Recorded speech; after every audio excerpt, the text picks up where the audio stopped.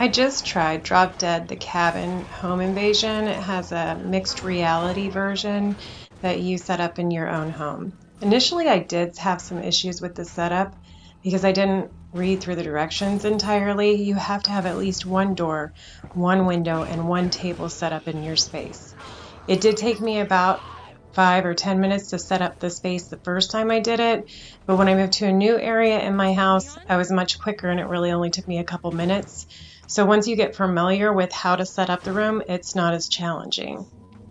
I love chaos frenzy games where things come in waves and it gets harder and comes from all different directions. One of my favorite games when I had the HTC Vive was a zombie simulator game, and it had little cartoon zombie cutouts that like came towards you, but they would come in greater and greater numbers until you were overwhelmed. And there was a table of weapons that you could use, and I really loved that type of game. So this game appeals to me because it does get harder as the zombies knock down the doors and break through the windows. They start coming in. You get weapon upgrades as you survive each wave. You also get access to health refills like milk. Don't drop them on the ground because from what I can tell, if you drop your milk, you're just kind of out of luck. In any zombie game, I always feel like I don't want to have two shooting weapons because sometimes it takes a minute to reload. So I like to keep a really good upgraded gun on one hand, and then I like to use the axe in my other hand, usually my non-dominant hand, because I'm just usually whacking around trying to kill and getting really frantic if I'm to the point that I'm not using my gun anymore. You'll probably figure this out for yourself, but the bat does break, so it'll do if you need it, but it's not my first choice of weapon.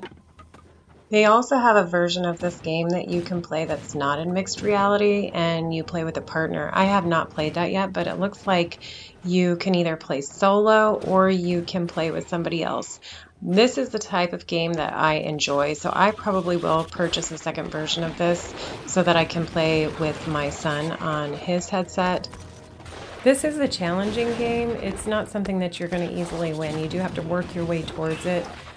I know some games are really set up to make you feel like you're progressing very quickly and it's easy to win. This game takes a lot of effort. I feel like it would be a lot of fun with two people. I think that the zombies and the franticness of this game really gets my heart rate up. I get very excited. When my kids are playing, they're yelling and running around the room. You get very involved in the game. It's fun to watch as a bystander too.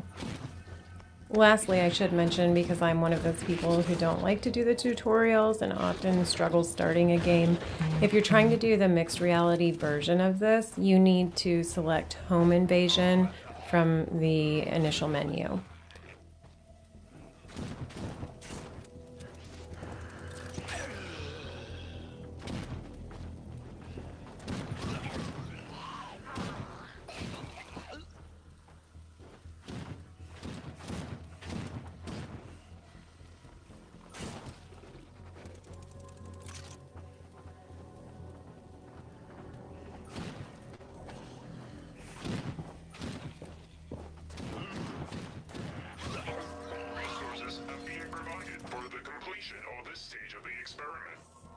More resources will be given if you continue to survive.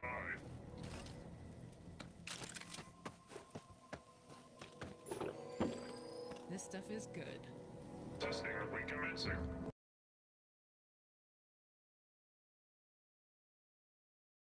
You to stand well back.